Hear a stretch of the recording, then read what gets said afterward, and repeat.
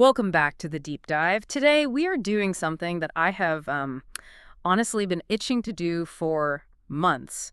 We are stepping away from the usual, business bios and tech We're trends. going somewhere a little different. A lot different. We are crashing headfirst into a world where two completely different genres that usually stay on opposite sides of the bookstore, collide with violent, fascinating, and honestly pretty messy results. It's a collision that doesn't just create sparks.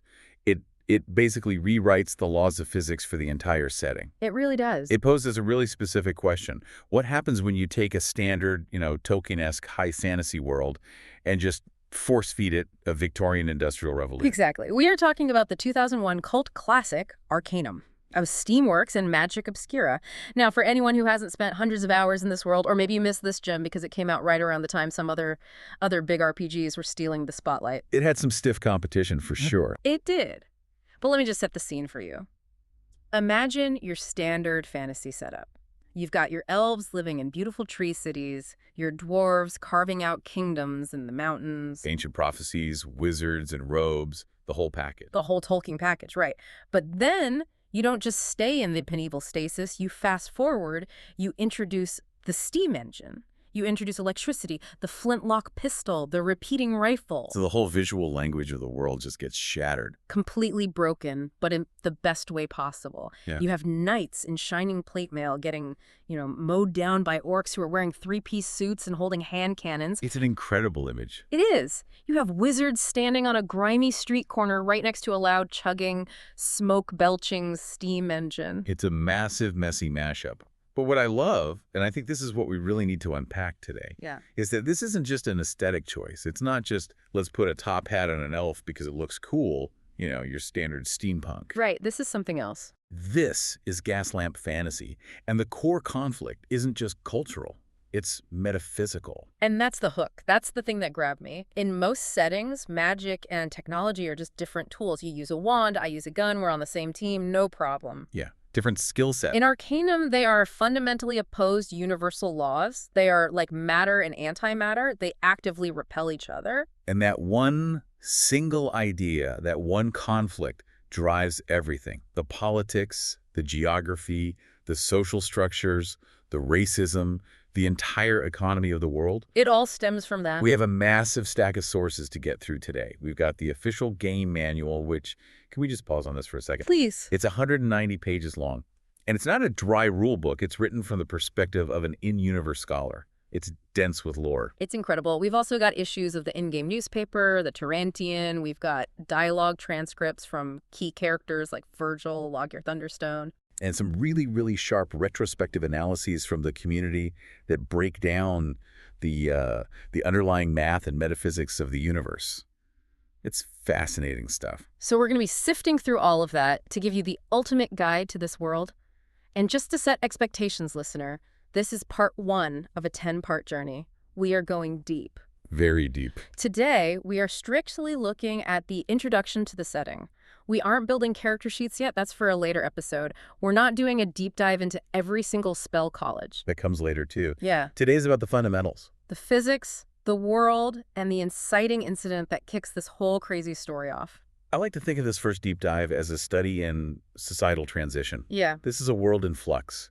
It's moving from an age of legends, which was dominated by magic and, mythic heroes, right, into an age of industry, which is dominated by mass production, capital, and rationality.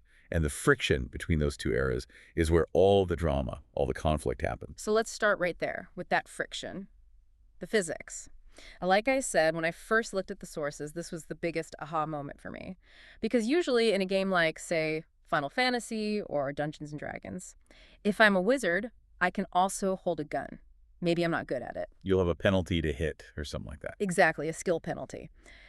But the gun doesn't just cease to function because I'm holding it. Why is Arcanum different?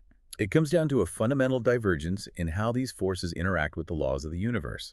According to the game manual, specifically the section on natural law, technology works by reinforcing physical laws. Okay, let's break that down. Reinforcing physical laws. It relies on the consistency of the universe.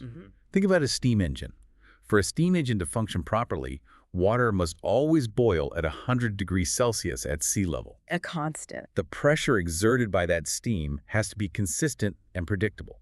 The metal of the piston must maintain its structural integrity under that stress. Technology basically creates a field of rationality. A field of rationality, I like that. It demands that the universe behaves predictably. Gravity pulls at 9.8 meters per second squared. Combustion requires oxygen. It harnesses these absolute constants to function. So technology is basically just applied physics. It's science. It trusts the rules of the universe. Precisely. Now, magic, and they spell it with a seek at the end to denote the archaic, reality-bending form. Right, the old way. It works by subverting those very same laws. A spell functions by telling the universe, no, gravity doesn't apply to this rock right now, or fire will exist here without any fuel, or this person's mortal wound will close instantly. It's bending the rules. If not just bending them, it's breaking them. It creates a localized distortion of reality. And this is where the clash happens. They are, by their very nature, mutually exclusive forces. They can't occupy the same space. Exactly. So if a mage is standing there actively bending the laws of physics to cast, say, a fireball, he is making the local reality unstable. The manual uses the idea of reality becoming soft. Soft physics. I love that term. And if you try to bring a precise machine into that field of soft physics, say a steam engine or a complex firearm, that machine is in big trouble. Because it relies on rigid laws. Yes. If the coefficient of friction suddenly changes because a wizard is standing nearby, a gear that relies on that friction to turn a belt is going to slip. Or the belt just snaps. Or the boiler explodes because the pressure variance went completely haywire. The manual actually mentions this specifically, that magic can change the coefficient of friction and the combustion point of air unpredictably. So let's make this practical. I'm a gunslinger. I've got a beautiful high-tech repeating rifle. A wizard walks up to me. What happens to my gun? You're inviting what the game calls a critical failure. The hammer might fall, but the spark doesn't catch the powder. A misfire. Or worse, the powder ignites with far too much force and it blows the barrel apart in your hands. Or a complex spring mechanism inside the stock just snaps because the metal momentarily lost its tensile strength. That is incredibly frustrating for the gunslinger. And incredibly dangerous. But, and this is the part I think is so clever, it goes both ways. It's not just magic messing with tech. Right, the field of rationality you mentioned. Yes. If you have a massive steam engine, or a whole factory floor full of them, or even just a really well-made piece of technological armor, that object asserts its own field. It reinforces the laws of physics around it. It makes reality hard. So the wizard is trying to bend the rules, but the machine is just screaming at the universe, obey the rules. Exactly. It's a metaphysical shouting match. So if that wizard tries to cast a spell near that big steam engine, the spell just fizzles out. It fails to manifest. Why? The universe is too hard in that spot for the magic to take hold. The mana, the magical energy, simply cannot flow because the physical laws are gripping reality too tightly. This reminds me of this great analogy I saw in one of the community analyses we looked at. They compared the whole thing to a computer simulation. Oh, I think I know the one you mean. They said magic is like cheating. You're entering a console command to walk through walls or spawn items. You're actively breaking the code of the game to do something impossible. And technology would be what then? Technology is the anti-cheat software. It's the program running in the background that detects and shuts down the cheats. It's the server patch that fixes the exploits and reinforces the boundaries of the code. That is a brilliant way to put it. It's perfect. Isn't it? The stronger the anti-cheat, the more tech you have around you, the harder it is to run the cheat codes. If you're standing in the middle of a Tarantian factory, the anti-cheat is running at 100%. You can't cast fly. The server just won't let you. And this leads us directly to the aptitude system, which is the core mechanic that governs not just the player, but everyone in this world. This isn't like Skyrim, where you can be the archmage and also the head of the Thieves Guild and wear whatever armor you want. Right, you can't be a master of everything. You have an alignment on a sliding scale. It goes from 100% magic on one end to 100% technology on the other. So imagine a meter. Far left is pure magic. Far right is pure tech. And right in the middle is zero, a perfect neutral. Correct. Every time you learn a spell, you slide a little bit toward the magic side. Every time you put points into a tech skill like firearms or repair, or even just learn a schematic for a new kind of grenade, you slide toward the tech side. And this has massive game-changing consequences for how you interact with Everything. Everything. Your gear, your companions, your ability to get healed, even your transportation options. Let's talk about the healing issue, because this one just blew my mind. Okay, so I'm playing a heavy tech character. I'm basically Iron Man in a clanking steam suit. My buddy is an elf healer. A classic party setup. We get into a big fight. I take a massive hit. I'm near death. I stumble over to him and ask him to cast Major Heal on me. What happens? Nothing. Nothing at all. Not even a little bit. It might tickle, but the spell effectively just slides right off you. Your aptitude for technology is so high that your own body has become a beacon of physical law. You are grounded so deeply in reality that magical energy can't affect you. My biology literally rejects the magic. It does. The spell tries to latch onto your cells to, knit the flesh back together in an unnatural, instantaneous way. But your biology says, no, that's not how this works. Flesh heals over time via cell division and scabbing, not by way of sparkly lights. That is actually terrifying from a gameplay perspective. So if I'm a techie, I can't use magic healing potions? Nope. You have to use healing salves, which are described as chemical compounds. You have to use bandages. You have to find a doctor who can perform surgery. You are locked out of the miraculous. That feels like such a punishment, but at the same time, it's such a brilliant balancing act. It forces commitment. Yeah. And the reverse is just as true. So if I'm a Gandalf-level archmage, I can't use a train. We will definitely get to the trains, because that is a whole specific societal nightmare. But on a personal level, if you're a powerful mage, you cause what the game calls technological critical failures constantly. Even with simple things. We have reports from the sources from the manual of high-level mages trying to wield a balanced sword. Now, a balanced sword isn't high-tech, is it? It's just a sword. It's a finely crafted sword that uses, and this is the key, complex counterweights and tiny gears in the hilt to make it swing faster and feel lighter. Oh, I see where this is going. Even that, just simple unpowered gears in the hilt, is too much technology for a high-level mage.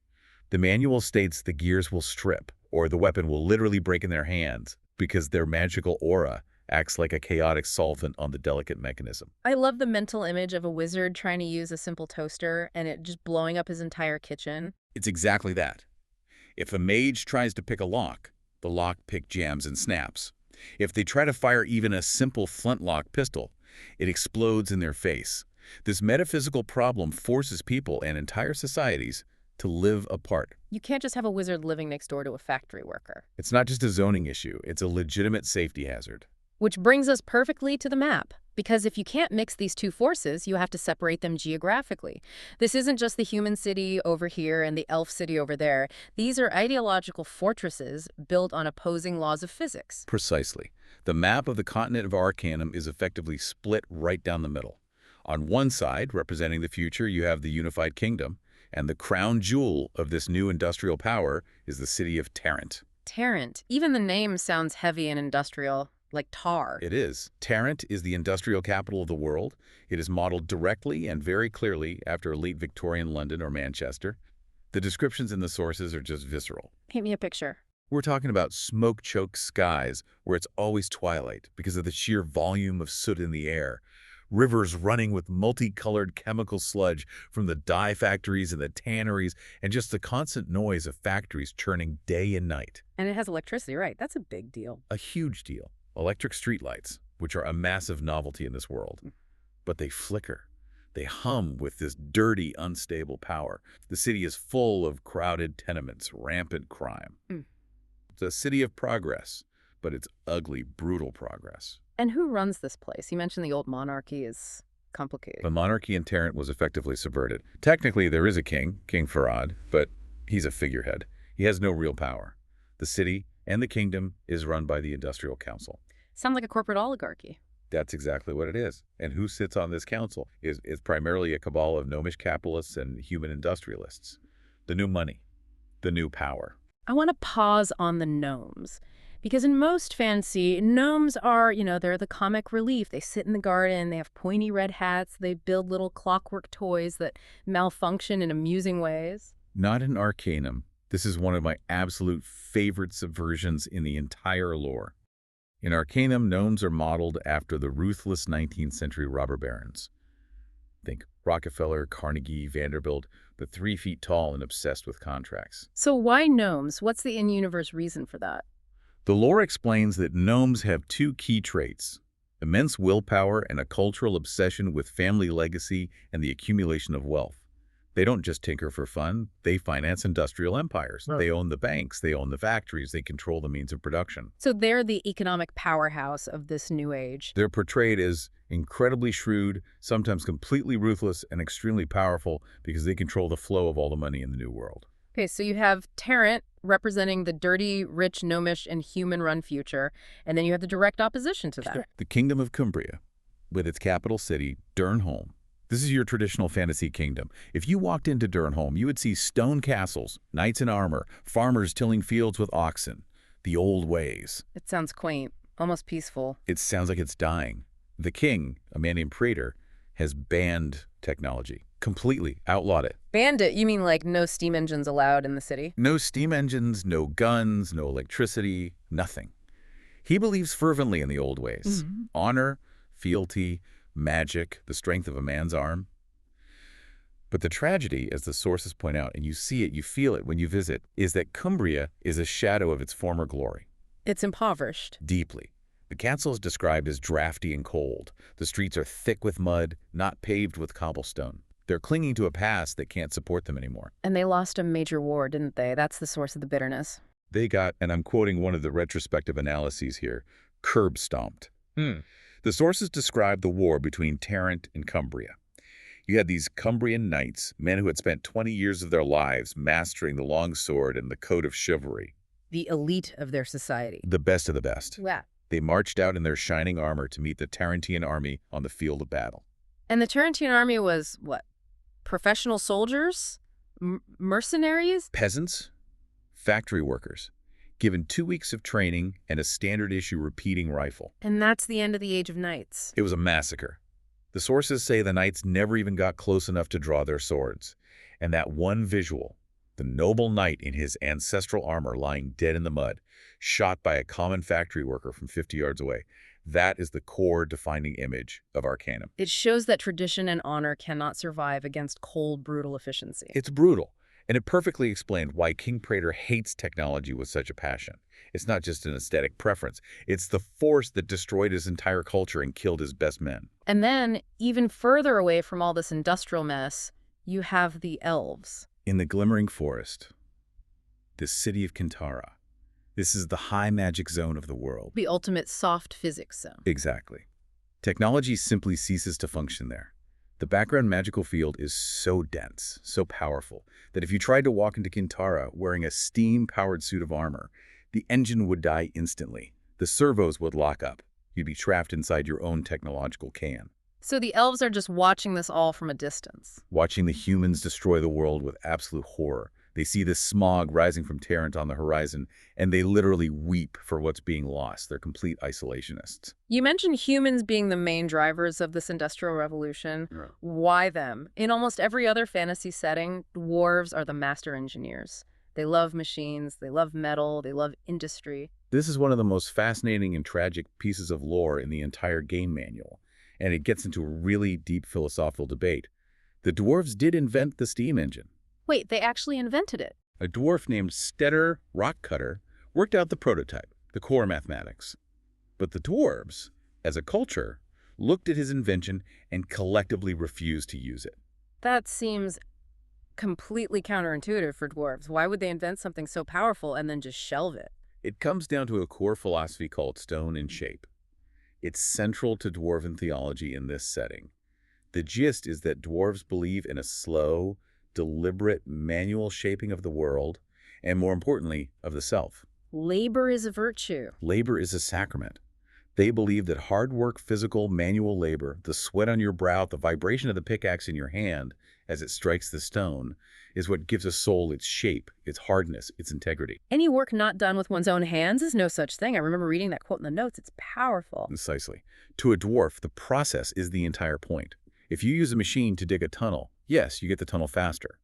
But you, the dwarf, haven't changed. You haven't hardened yourself against the stone. You haven't connected with it. The machine robbed you of the spiritual experience. So automation is actually a sin to them because it creates a spiritual disconnect. It's deeply unethical in their worldview. It accelerates life too fast for a culture that values deliberation and patience. A steam engine does the work of 100 dwarves, and that devalues the individual dwarven experience. It makes them obsolete according to their own philosophy. So they buried the technology, they hid the schematics. But a human found them. A human inventor named Gilbert Bates. The sources imply he stole the designs, though the true story is a major plot point we'll get to in a later episode. But humans. Humans are different. Humans die fast. That's the absolute crux of it. An elf lives for 1,000 years. A dwarf can live for 600 or 700. A human, you're lucky to get 60 years, 70 if you don't catch cholera from the polluted water in Tarrant. So they don't have the time to master stone and shape. Exactly. A human doesn't have 50 years to dedicate to mastering a single spell or a century to perfecting one sword technique. They need power now. Technology is the ultimate shortcut. A gun makes you a deadly combatant instantly. A train gets you across the continent in days, not months. Humans embrace technology because they're impatient. They're impatient and they are terrified of their own mortality. That's profound. Technology is a kind of trauma response to the brevity of life. I'm going to die soon, so I need to build something permanent and powerful right now. It drives their recklessness. They're willing to pollute the sky and clear-cut the ancient forests because they prioritize immediate, tangible progress over the long-term stability that longer-lived races cherish. No, you can't talk about the workforce of this new revolution without talking about the orcs. No, you absolutely can't. In standard fantasy, orcs are the chaotic, evil bad guys you kill for experience points. They raid villages. They're described as savages. The cannon fodder. Right. In Arcanum, the Industrial Revolution has transformed them into something else entirely. The proletariat. They're factory workers. They are the exploited underclass. They are strong, they are resilient, and they breed quickly. The human and gnomish industrialists of Tarrant looked at the Orcish race and didn't see monsters to be slain. They saw cheap, disposable labor. That is grimly realistic. I can see that happening. The orcs and half-orcs live in segregated ghettos, specifically a slum in Tarrant called the Boil, which is described as being just as nasty as it sounds. The sources draw very heavy, very uncomfortable allegories to the industrial exploitation of immigrant and minority populations during the 19th century in our own world. And there's even an in-game public debate called the Orcish question. Right. It plays out in the newspapers and in university lecture halls. It's a debate about whether orcs are fully sentient beings, whether they deserve rights and citizenship, or whether they are simply beasts of burden to be used and discarded. It's a society trying to rationalize its own cruelty. Because their entire economy has become dependent on that cheap, Orcish labor. It grounds the fantasy in a really gritty, uncomfortable reality. It's not good versus evil, it's capital versus labor. It is. And this segregation we're talking about, orcs in the slums, dwarves in their mines, elves in the forest, it isn't just social, it's physical. It's enforced by the very physics we discussed at the start. Which brings us to the trains. Ah, yes, the mage caboose. I honestly thought this was a joke when I first read about it, but given the rules of the universe, it makes perfect logical sense. It is very, very real in the setting. Imagine the steam-powered rail system connecting the industrial hubs of Tarrant and Ashbury. It's the lifeline of commerce and travel. Mages need to travel too, but they present a fundamental problem to the technology. Because if a powerful mage sits in the first-class car right behind the locomotive, their magical aura, that field of soft physics, interacts with the steam boiler. The pressure containment field weakens. The finely tuned gauges go haywire. The boiler explodes. The train derails. Hundreds of people die in a fiery wreck. So they have to segregate them. Strictly.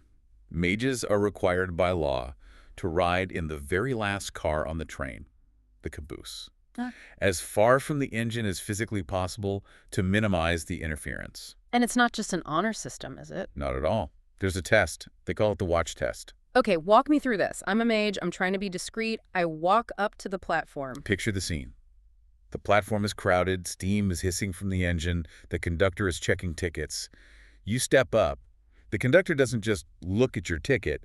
He pulls out a pocket watch, a precise, delicate mechanical instrument. He holds it up to me. He holds it right up to your chest, and everyone on the platform is watching. It's a tense, public moment. If the watch continues to tick normally, you're fine. You're a technologist or you're neutral, you can get on. But if you're a mage? If the hands on the watch start spinning backward, if the gears inside grind to a halt, if the glass face cracks from the metaphysical strain. You're busted. Sorry, sir, you're a mage to the back of the train with you. It's humiliating. It's a public outing of your fundamental nature. And what if you're too powerful a mage? Get off the platform. High-level mages are often denied transport entirely. The risk is just too high. Imagine being so suffused with magical energy that you are on a permanent no-fly list for trains. You have to walk everyone. You have to walk or use a teleportation spell, but teleportation is a high-level fatiguing spell. So in a strange way, the most powerful mages are effectively grounded, isolated by their own power in this new age. And this applies to shops and businesses too, right? Oh, absolutely. Mages are not welcome at tech shops. They'll walk in and the electric lights will blow out. Sparks will fly from delicate contraptions. Shopkeepers will literally yell at you, "Get out of here, you're ruining my stock." And the reverse for technologists. A technologist in full plate armor who walks into a magic shop has a dampening effect. Their field of rationality makes the magical wares less potent. A potion of haste might become a potion of mild pep. The shopkeeper will lose money just by you being there. It creates a world where people literally cannot mix without causing property damage. It forces you, as the player, to choose a side. You can't be a jack of all trades. It's brilliant game design, but it's even more brilliant world building. Okay, so that's the world. It's tense, it's divided, it's smoky, and your gun might explode if you stand too close to a wizard. Now let's get to the story. Segment 3. The inciting incident.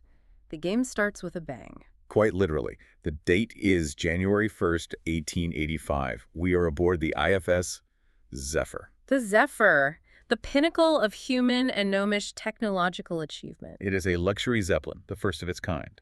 The description in the opening cinematic is pure opulence. We see high society passengers in tuxedos and gowns, sipping wine, playing chess, looking down on the world from the comfort of the clouds. It represents the triumph of technology. We have conquered the skies, humanity's peak. And then, out of the clouds, come ogres in airplanes. It just comes out of the blue. These small, heavier-than-air flying machines, monoplanes, their engines are sputtering and screaming. This is the shocking part. I mean, they're in a Zeppelin, so flight exists. Yeah. But why is this so shocking? Because in this timeline, fixed-wing aircraft shouldn't exist yet. The Zeppelin is the absolute state of the art. It floats. It's passive. These planes are fast, agile, and armed with machine guns. It's a terrifying leap in technology that nobody saw coming. It's like seeing a squadron of F-16s show up at the Battle of Gettysburg. It's completely out of context. And they're piloted by ogres. Half ogres, to Oh, be yeah? specific, which implies a level of organization, training, and someone supplying them with this impossible technology.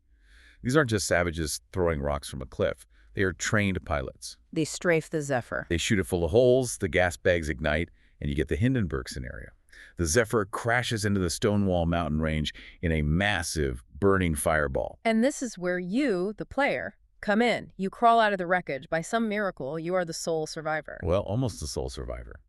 As you stumble through the burning debris, you find a gnome, a man named Preston Radcliffe. He's dying, crushed under a heavy steel beam. And he gives you the classic fantasy MacGuffin, the quest item. He does. He presses a silver signet ring into your hand. It's engraved with the initials GB. He grabs your arm, pulls you close, and with his dying breath, he bugs you to take it to the boy. The boy. Very mysterious. No name, no address. And then he dies. But, and here is a fascinating detail from the lore that you might miss if you don't look really closely at his character model. Preston Radcliffe isn't who he appears to be. Yeah, the sources mentioned a twist here. He looks like a gnome. He's the size of a gnome, but he's not a gnome. He's a dwarf.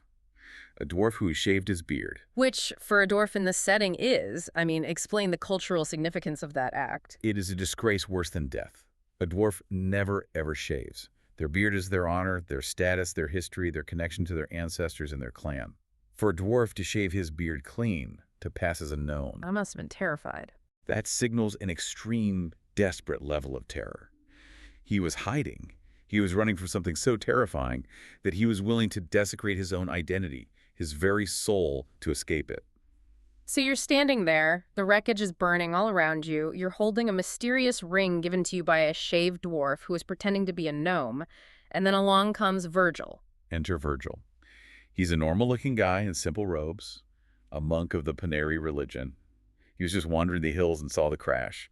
He runs up to you, but instead of offering first aid or asking, "Are you okay?" he just falls to his knees. He starts babbling, right? He immediately calls you the living one. He is utterly convinced that you are the reincarnation of Nasrudin, an ancient elven prophet who died 2,000 years ago. Which is just hilarious if you're playing, like, A half-orc with an intelligence of 4 who just wants a sandwich, or a slick thief who is on the run from the law and snuck aboard the Zephyr. The cognitive dissonance is wonderful. Virgil is frantically quoting scripture at you. He shall be reborn on wings of fire in the hills, shrouded in fog. And you literally just fell out of the sky in a burning blimp, the wings of fire, near a small town called Shrouded Hills. The imagery fits the prophecy perfectly. So Virgil is 100% convinced. He joins your party immediately, not because he likes you or trusts you, but because he thinks you are a living god. He basically worships you from moment one. It sets up the central mystery of the game perfectly. Who shot down the blimp with impossible airplanes? Who is the boy the ring is meant for? And are you actually the reincarnation of an elven god, or just some random person who got incredibly lucky or unlucky? And that question of identity, of fate versus coincidence, haunts the entire game. The contrast between who you might actually be and who the world insists you are. Let's shift gears a bit and talk about the vibe of all this. Segment 4, atmospheric analysis. Because playing this game, it doesn't feel like World of Warcraft. It doesn't feel like Dungeons and Dragons. It's not a triumphant power fantasy in the traditional sense. No, not at all. The tone is distinctly melancholic. The soundtrack is famous for this. It's mostly a string quartet. Cello, violin, viola. It's sad music. It's refined.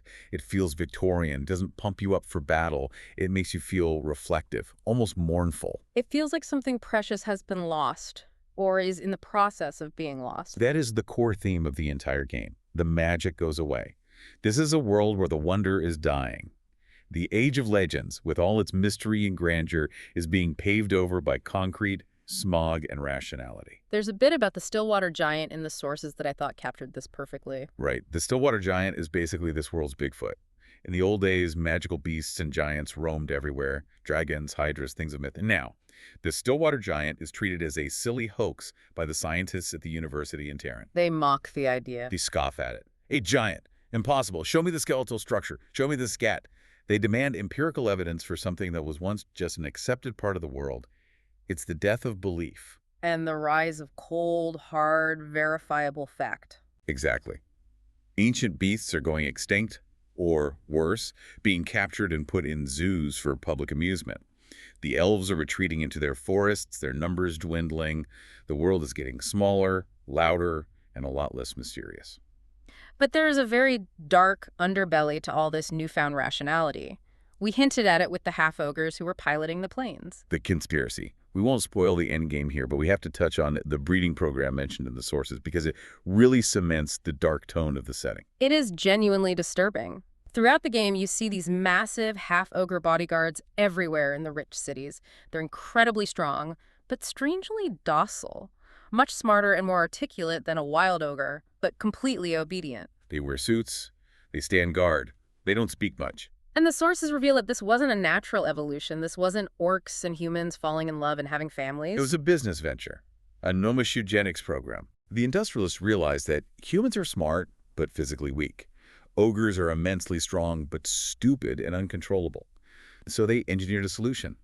They bred them, using human women as breeding stock. Jesus. It highlights the absolute ruthlessness of this new industrial age.